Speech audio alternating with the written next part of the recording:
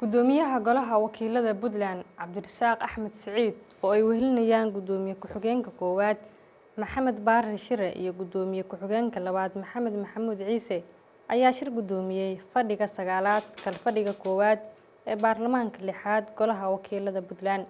kulanka maanta ayaa ajandihiisu waxa uu ahaa akhrinta codsi kordhinta dhismaha golaha xukuumadda iyo soo jeedinta warbixinta guddiga loo xil saaray arrimaha deegaanka Sherbi ee gobolka Karkaar. xildhibaanada golaha wakiilada dowlad goboleedka Puntland ayaa cod aqlabiyad ogol ugu codeeyay codsiga madaxweynaha ka oo ahaa in muddo 30 cisho ah la siiyo si uu u soo magacaabo golaha xukuumadda ilaa Febraayo 28keeda 2024 sida lagu yiri qoraal ka soo baxay kulanka.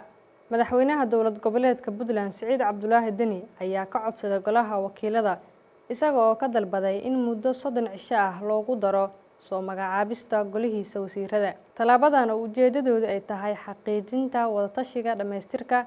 madaxweyne Deni ayaa carabka ku adkeeyay in loo baahan yahay waqti dheeri ah oo loogu soo dhameystiro dhismaha xukuumaddiisa. codsiga muddo kordhinta ayaa ku soo beegmaysa xilli uu madaxweyne Deni uu wado soo dhisidda golihiisa cusub ee wasiirada.